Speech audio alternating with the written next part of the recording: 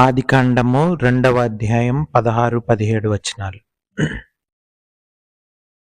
మరియు దేవుడైన యెహోవా, ఈ తోటలోనున్న ప్రతి వృక్ష ఫలములను నీవు నిరభ్యంతరముగా తినవచ్చును. అయితే మంచి చెడ్డల తెలివినిచ్చు వృక్ష ఫలములను తినకూడదు. నీవు వాటిని తినుదినమున నిశ్చయముగా చచ్చెదవని నరునికి ఆజ్ఞాపించెను. ప్రార్థన చేసుకుందాం. ప్రేమ కలిగిన మా పరలోకపు తండ్రి, మీ ఘనమైన అతి పరిశుద్ధమైన నామానికి వందనాలు ప్రభువా. ఉదయకాల సమయంలో మీ సన్నిధికి చేరి మిమ్మల్ని స్తుతించడానికి, ఆరాధించడానికి, వాక్యపు వెలుగులో మమ్మల్ని మేము సరిదిద్దుకోవడానికి ప్రభు నాయన పరిశీలించుకోవడానికి దయచేసిన మరొక గొప్ప అవకాశాన్ని బట్టి మీకు వందనాలు, స్తోత్రాలు. మీరేమై ఉంటున్నారో దాన్ని బట్టి మీకు వందనాలు. మీ గొప్పతనాన్ని బట్టి, ఔన్నత్యాన్ని బట్టి, మీ ప్రేమను బట్టి, వాత్సల్యతను బట్టి, విశ్వాసీయతను బట్టి, మహాపరిశుద్ధతను బట్టి, మీ యొక్క న్యాయమైన మీ యొక్క పరిపాలన బట్టి, తీర్పులను బట్టి మిమ్మల్ని స్తుతిస్తూ ఆరాధిస్తూ ఉన్నాం. పునరుద్ధాన దినాన్న ప్రభు మాకు దయచేసిన మరొక యొక్క గొప్ప తరుణాన్ని బట్టి, అవకాశాన్ని బట్టి మీకు స్తోత్రాలు. మాతో మాట్లాడమని, విని గ్రహించి లోపడ్డానికి కృప చూపించమని ప్రాధేయపడతా ఉన్నాం. మీరే మాట్లాడండి ప్రభు నాయన. మనుషుల మాటల వలన ఏమీ ఉపయోగం లేదు ప్రభు తండ్రి. మీ మాటలు ప్రభువా, జీవం కలిగిన మాటలు ప్రభువా, మేము గ్రహించుకోవడానికి, అర్థం చేసుకోవడానికి, లోబడ్డానికి, మా జీవితాలు సరి చేసుకోవడానికి సహాయం దయచేయమని ప్రాధేయపడతా ఉన్నాం. ప్రతి ఆటంకాన్ని, అంధకార శక్తిని లయపరచమని, ఘనత, మహిమ, ప్రభావాలు మీకే ఆరోపిస్తూ యేసు ప్రభు వారి అతి పరిశుద్ధమైన నామంలో ప్రార్థన అడిగి వేడుకొంచున్నాం తండ్రి, ఆమెన్. ఒకసారి ఒక అబ్బాయిని వాళ్ళ తండ్రి గారు ఒక మంచి సంగీతం నేర్పించే ఆయన దగ్గరికి తీసుకెళ్ళి సంగీతం నేర్పించాడంట.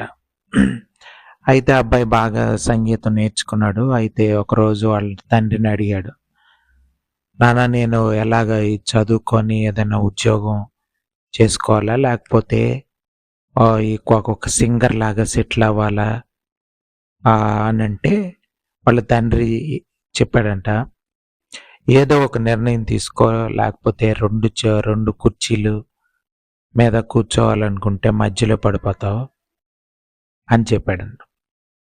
అయితే అబ్బాయి ఏం చేయాలో అర్థం కాక ఆలోచించుకొని, అలాగే కాలేజ్ చదువు లైఫ్ ఫినిష్ చేసుకొని ఏదో చాలా స్ట్రగుల్ అవుతూ ఉన్నాడు ఉద్యోగంలో వాటిల్లో. అప్పుడు లేదు, నేను సింగర్ అవ్వాలని ఆలోచించుకొని అప్పుడు మళ్ళీ ప్రయత్నాలు ప్రారంభించి సింగర్గా ప్రారంభిస్తే చాలా సంవత్సరాలు పట్టింది మళ్ళీ పాటలు పాడే గాయకుడిగా తను ఒక ప్రొఫెషనల్ సింగర్ కావడానికి. అయితే ఇక్కడ మనం అర్థం చేసుకోవాల్సింది ఏంటంటే, ఏదో ఒక నిర్ణయం తీసుకోవాల్సిన అవసరం మనిషి జీవితంలో చాలాసార్లు ఆ యొక్క క్రాస్ జంక్షన్ దగ్గర నిలబడాల్సిన అవసరం ఉంది. అంటే అక్కడ మనం ఎటువైపు వెళ్ళాలి, ఏ నిర్ణయం తీసుకోవాలన్నది చాలాసార్లు మన జీవితంలో మనం ఆలోచన చేయాల్సిన అవసరం ఉంటుంది. అయితే క్రైస్తవ జీవితంలో మనం అర్థం చేసుకోవాలి, దేవుని మాటకి లోబడాలా, లోకం, శరీరం, పాపం వీటికి లొంగిపోవాలా అన్నది దేవుడు మనకిచ్చాడు. అంటే ఆ చాయిస్, ఆ నిర్ణయం తీసుకునే అవకాశం దేవుడు మనల్ని రోబోట్స్ లాగా కీ ఇచ్చి నడిపించే మనుషుల్లాగా సృష్టించలేదు, కానీ మన నిర్ణయాలు మనం తీసుకునేలాగా దేవుడు మనల్ని సృష్టించాడు. కానీ ఆదాముని సృష్టించినప్పుడు ఆదాము ఇన్నోసెంట్, కానీ పరిశుద్ధుడు కాదు. కానీ దేవుడు తను పోలిక చొప్పున చేసుకున్నాడు అనేది మనం అర్థం చేసుకోవాలి. ఇక్కడ మనం చూస్తే ఆదికాండంలోనే 1వ అధ్యాయం 26వ వచనంలో చూస్తే, దేవుడు మన స్వరూపమందు మన పోలిక చొప్పున నరులను చేయుదం. అంటే దేవుడిలాగా మనిషిని చేశాడు, ఆ పోలికలు. వారు సముద్రపు చేపలను, ఆకాశ పక్షులను, పశువులను, సమస్త భూమి మీద ప్రాకు ప్రతి జంతువును ఏలుదురుగాక అని పలికెను. అంటే ఈ ప్రపంచాన్ని రూల్ చేయడానికి, పరిపాలన చేయడానికి దేవుడు సృష్టించాడు. కానీ మనం తీసుకున్న నిర్ణయం అంటే ఆ యొక్క తోటలో ఉన్నటువంటి ఫలముల గురించి చూడండి, మంచి చెడ్డలు తెలియనిచ్చే వృక్ష ఫలం తినొద్దు అని దేవుడు చెప్పి నిశ్చయంగా చనిపోతావు అని దేవుని చెప్పినప్పుడు నమ్మకుండా ఆ పండు తింటే జ్ఞానం వస్తుందని దేవుడిలాగా అవుతావు అని చెప్పి అన్నప్పుడు దానికి ఆ మాటలు నమ్మడం వల్ల, అంటే పండు తినడానికి తీసుకున్న నిర్ణయం వల్ల ఎంత అంటే మన చాయిస్ ఎంత పవర్ఫుల్, ఎంత శక్తివంతమైంది అంటే మనం తీసుకునే నిర్ణయం యొక్క పర్యవసానాలు. ఒకవేళ కానీ ఆ పండు తినకుండా ఉండుంటే ప్రపంచం ఏలడానికి అంటే దేవుడిలాగంటే పరిశుద్ధతలో ఆయన పోలికల్లో ఉన్న మనము ఒక పరిశుద్ధమైన జీవితం జీవించే అవకాశం దొరికేది. కానీ దానివల్ల మనం పాపపు రొచ్చులో పడిపోయాం, మనం తీసుకున్న భయంకరమైనటువంటి నిర్ణయం వల్ల. సో నిర్ణయాలు అనేవి చాలా ప్రాముఖ్యం. మనం తీసుకునే నిర్ణయాలు జీవితంలో, ముఖ్యంగా క్రైస్తవులంగా మనం దేవుని వైపు మనం ఉండాల్సిన అవసరం. అంటే యేసు ప్రభువాన్ని చూస్ చేసుకోవాలా, దేవుని కృపలో ఉండాలా, దేవుని చిత్తం చేయాలా అన్నది ప్రాముఖ్యమైనటువంటి నిర్ణయం. అంతేగాని మన సొంతంగా ఇష్టానుసారంగా జీవిస్తూ ఈ లోకానుసారమైన జీవితాలు, లోకానుసారమైన పద్ధతులు అవి చేస్తూ మళ్ళీ చర్చికి వెళ్తూ, మళ్ళీ సంఘంలో పాటలు పాడుతూ, లేకపోతే వాక్యం వింటూ ఇలాగా అటు ఇటు కానీ మనం ఉంటే మన జీవితం సరిగ్గా ఉండదు. అటు ఇటు ఉండడానికి అవ్వదు. యేసు ప్రభువారు చెప్పారు, మీరు ఇద్దరిని సేవించలేరు అని, ఇద్దరు యజమానుల్ని సేవించలేరు. అంటే ఏదో ఒక యజమాని కిందే ఉంటాం. మనం ఇద్దరిని సేవిస్తున్నాం అనుకుంటే అది జరగని పని. అంటే మనం ఎప్పుడైతే ఇద్దరు అన్నామో మనం దేవుడి నుంచి దూరంగా వెళ్ళిపోతున్నాం అని అర్థం చేసుకోవాలి. సో చనిపోవడం అంటే మీరు నిశ్చయంగా చనిపోతారంటే దేవునికి దూరం అయిపోవడమే మరణం. అంటే మరణకరమైనటువంటి ఒక జీవితాన్ని, నాశనకరమైనటువంటి ఒక జీవితాన్ని చూస్ చేసుకున్నాం. ఇది మనం అర్థం చేసుకోవాల్సిన అవసరం. అంటే పాపం అనేది పాపపు జీవితం అనేది మన నిర్ణయాన్ని బట్టి వచ్చేసింది. పాపపు ఆలోచనలు, పాపపు తలంపులు, మొత్తం ఇవన్నీ కూడా ఎక్కడి నుంచి వచ్చాయంటే మనం తీసుకున్న నిర్ణయం యొక్క పర్యవసానం. అంటే నిర్ణయం అనేది అంత ప్రాముఖ్యం అనేది. అందుకనే మన సొంత నిర్ణయాలు కాకుండా దేవుని మీద ఆధారపడి దేవుని ఒక చిత్తానుసారమైనటువంటి నిర్ణయాలు తీసుకోవాల్సిన అవసరం ఉంది. ఈ రోజుల్లో మనం చూస్తే ఎవరు కూడా దేవుని మీద ఆధారపడి పరిచర్య చేసేవాళ్ళు కానీ, దేవుని మీద ఆధారపడి వాక్యం చెప్పేవాళ్ళు కానీ, దేవుని మీద ఆధారపడి క్రైస్తవ జీవితాన్ని నడిపించుకునే విశ్వాసులు కానీ చాలా తక్కువ మంది మనకు కనిపిస్తారు. చివరి దినాల్లో ఇంకా భయంకరంగా అయిపోతుంది. కాబట్టి ఉదయకాల సమయంలో దేవుడు మనతో మాట్లాడుతున్నాడు. ఏంటంటే మనం రోజు లెగిసిన తర్వాత చాలా నిర్ణయాలు తీసుకుంటాం. ఆ నిర్ణయాలన్నీ కూడా దేవుని వాక్యానుసారంగా ఉండాలని పరిశుద్ధాత్మ దేవుడు ఉదయకాల సమయంలో మన అందరినీ హెచ్చరిస్తున్నాడు. లేకపోతే పర్యవసానం చాలా భయంకరంగా నిత్య నాశనానికి వెళ్ళిపోతాం. అది మనం అర్థం చేసుకోవాల్సింది. ఈ యొక్క ఉదయకాల సమయంలో మనం అర్థం చేసుకోవాల్సింది. చూడండి, ఆ యొక్క 2:16 మనం చదివితే తినకూడదు, వాటిని తినుదినమని నిశ్చయంగా చచ్చిపోతాం. అలాగే 17వ వచనం, 18వ వచనం, మరియు దేవుడైన యెహోవా నరుడు 17వ వచనంలో మంచి చెడ్డలు తెలివి వృక్షం తినకూడదు. యెహోవా తోటలోనున్న ప్రతి వృక్షములను నీవు ప్రతి వృక్ష ఫలాలు మనం తినొచ్చు. కానీ ఎప్పుడైతే ఆ యొక్క దేవుడు పెట్టినటువంటి ఆ టెస్ట్‌లో ఫెయిల్ అయిపోయాం మనిషిను.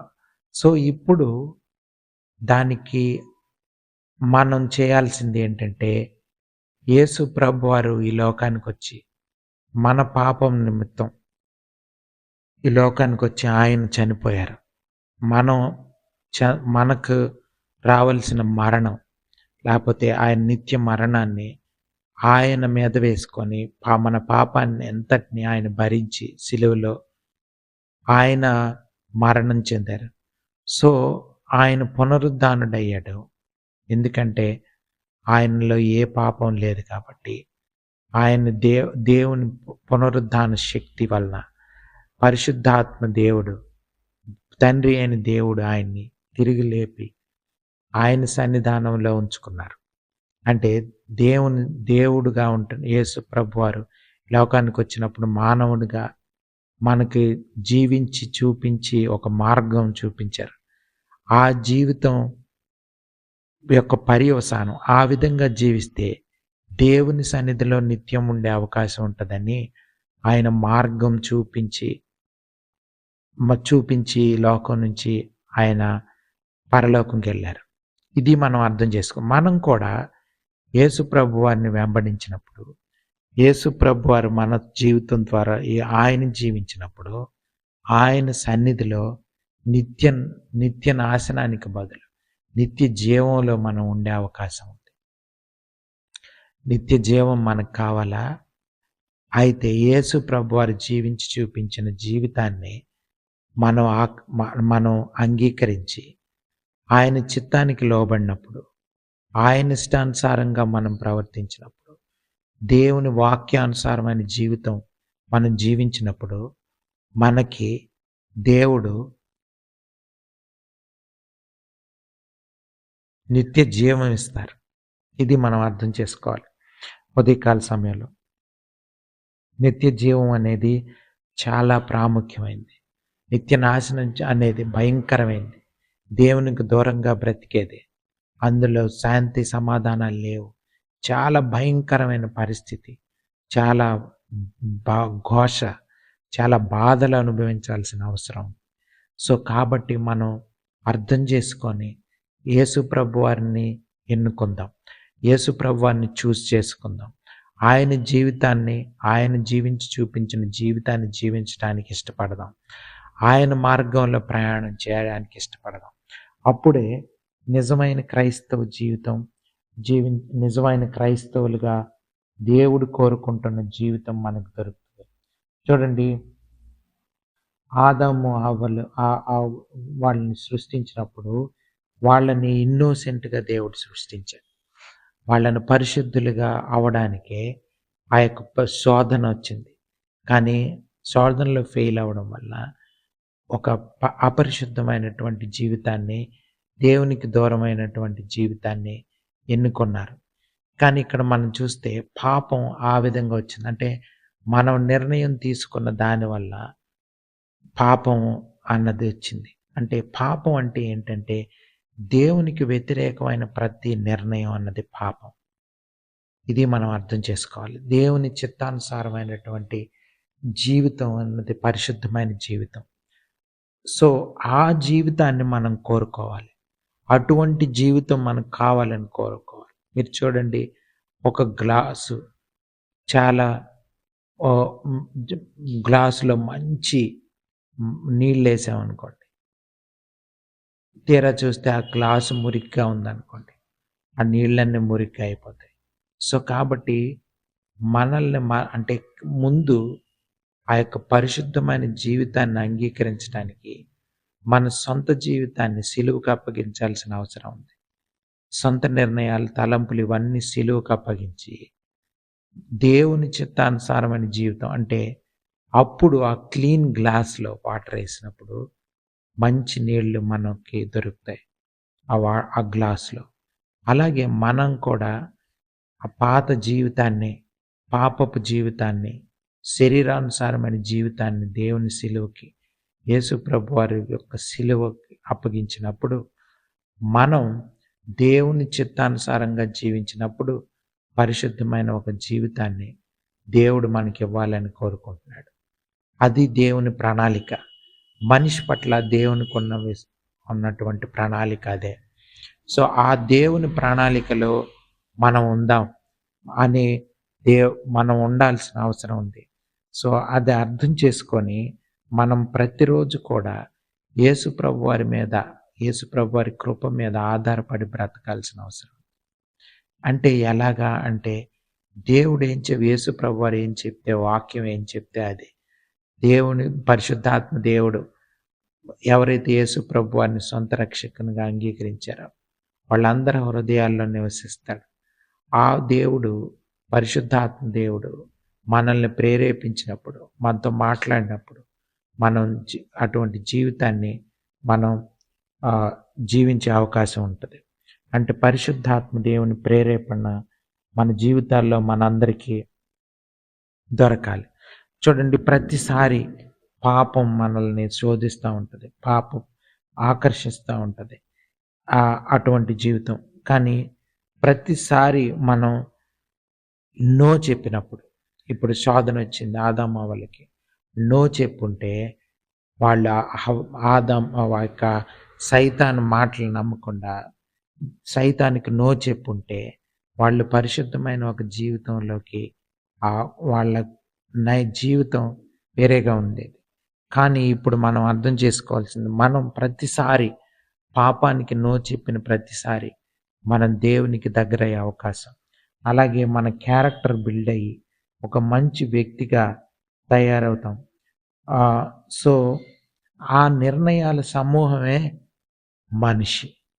ఇప్పటి వరకు మనం ఎలాగున్నాం, మన జీవితం ఎలాగుంది, ఇప్పుడు మన పరిస్థితి ఏంటి అంటే, అవన్నీ ఇప్పుడున్న మన పరిస్థితి అంటే ఆత్మీయ పరిస్థితి అవ్వచ్చు, ఏ పరిస్థితి అయినా అది మన నిర్ణయాలను బట్టి మనకు సంతరించుకుంది, మనకొచ్చింది. మనం తీసుకున్న నిర్ణయాల సమూహమే మన వ్యక్తిత్వం, ఇప్పుడున్న వ్యక్తిత్వం.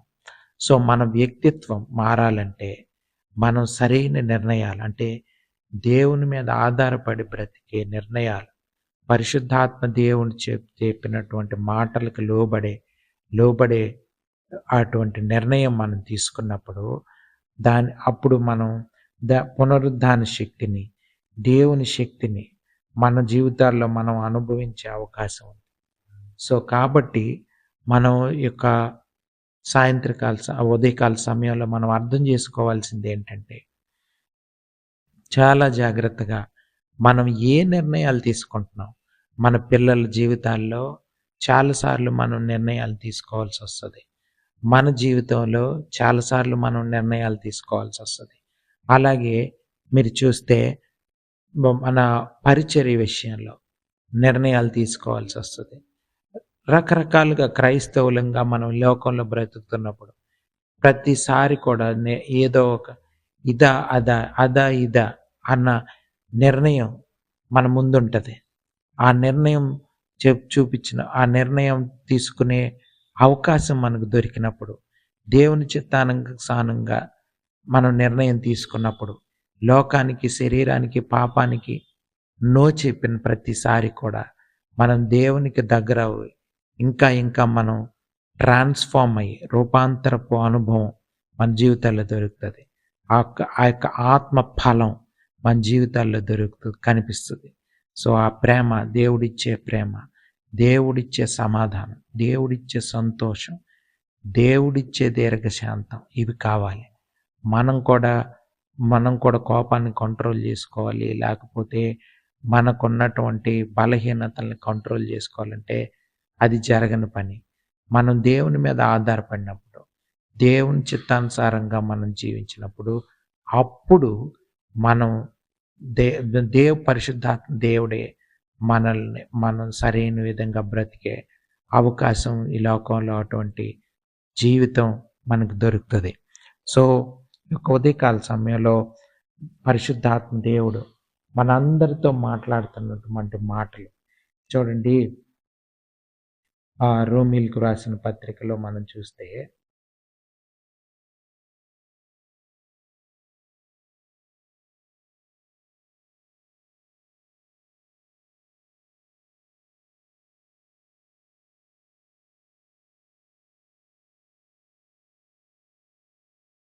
రోమీలకు రాసిన పత్రికలో 3వ అధ్యాయం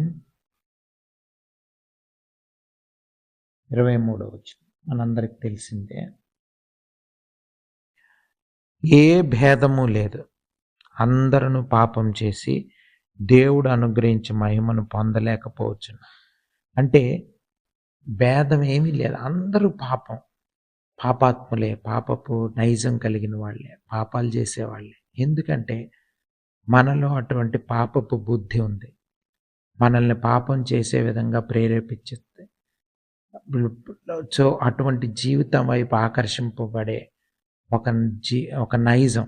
అంటే చూడండి, మనం ఎప్పుడైతే ఆదాము అవ్వల ద్వారా అంటే వాళ్ళల్లో మనం ఉన్నాం, అంటే మనమే అటువంటి చెడు నిర్ణయం తీసుకున్నాం. చెడు వైపు, దేవుని వైపు కాకుండా సైతాను వైపు మనం నిర్ణయం తీసుకున్నాం. సో దాని నుంచి మనం బయటపడాల్సిన, అంటే విముక్తి దొరకాల్సిన అవసరం ఉంది. సో అందుకనే పౌలు భక్తుడు ఇక్కడ రోమీలకు రాసిన పత్రికలో చెప్తున్నాడు, ఏ భేదం లేదు, అందరూ పాపం చేశారు వాళ్ళే, అందరూ పాపాత్ములే అని చెప్తున్నాడు. ఎందుకనంటే మనం దేవుని ఆజ్ఞకి లోబడకపోవడం వల్ల, ఆ యొక్క ఈవిల్ని చూస్ చేసుకోవడం వల్ల వచ్చినటువంటి పర్యవసానం. ఇప్పుడు దేవుడు యేసు ప్రభు వారి ద్వారా మనకి ఇంకొక అవకాశం దొరుకుతుంది. అంటే అప్పుడు తప్పుడు నిర్ణయం తీసుకున్నాం కాబట్టి ఇప్పుడు సరైన నిర్ణయం తీసుకునే అవకాశం దేవుడిచ్చాడు. ఇక మీదటైనా క్రైస్తవులుగా, అంటే యేసు ప్రభు వారి మీద ఆధారపడి బ్రతకాలి, ఆయన మీద ఆధారపడి నిర్ణయాలు తీసుకోవాలి అని తెలుసుకొని మన జీవితాలు సరిచేసుకొని దేవునికి ఇష్టానుసారమైన జీవితం జీవించాల్సిన అవసరం ఉంది. దేవుడు వద్దంటే వద్దు, దేవుడు ఎలవ్ చేస్తే అటువంటి పనులు, ఈ పని చేయమంటే అటువంటి పనులు మనం చేయడానికి లోబడాల్సిన అవసరం ఉంది. ఈ యొక్క ఉదయకాల సమయంలో మనందరం అర్థం చేసుకోవాలి, వాక్యం వింటున్న ప్రతి ఒక్కరికి ఈ యొక్క నిర్ణయాలు తీసుకునే సమయం వస్తుంది. సో ఆ సమయంలో మనం సరైన నిర్ణయం తీసుకోవాలని దేవుడు కోరుకుంటున్నాడు. ఎందుకంటే మన నిర్ణయాల సమూహమే మనం ఏ నిర్ణయాలు తీసుకున్నామో ఇప్పటి వరకు జీవితంలో, ఆ సమూహమే ఇప్పుడు మనకున్నటువంటి క్యారెక్టర్, మనకున్నటువంటి వ్యక్తిత్వం.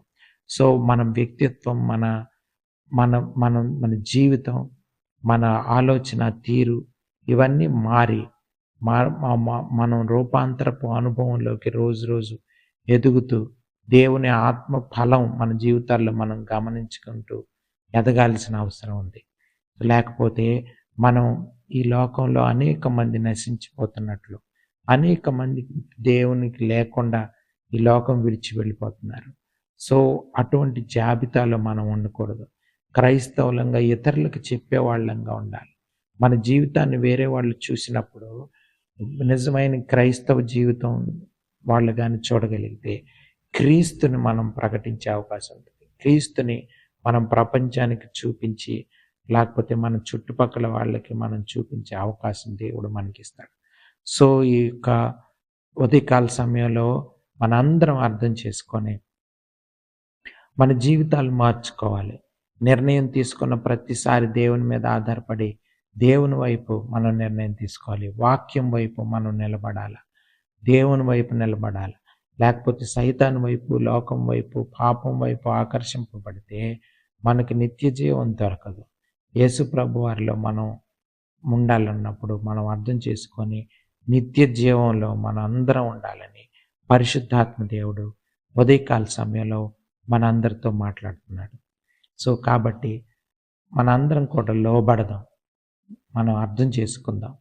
సో ఈ మాటలను మనం అందరం జ్ఞాపకం చేసుకొని మనం ప్రార్థన చేసుకుందాం. పరిశుద్ధాత్మ దేవుడు అటువంటి జ్ఞానం మనకి ఇవ్వాలని.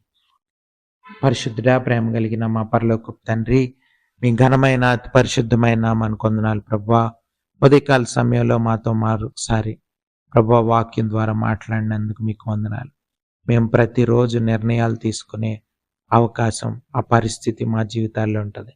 ఈ లోకం వైపు, శరీరం వైపు, సొంత నిర్ణయాల వైపు మనం మనం మొగ్గు చూపే అవకాశం ఉంది. కానీ ఈ రాత్రికాల ఈ ఉదయకాల సమయంలో మాతో మాట్లాడినందుకు మీకు వందనాలు. ఈ నిర్ణయాలు తీసుకునేటప్పుడు ప్రభువా నాయన మీపై ఆధారపడడానికి, మీ వైపు చూడడానికి సహాయం దయచేయండి.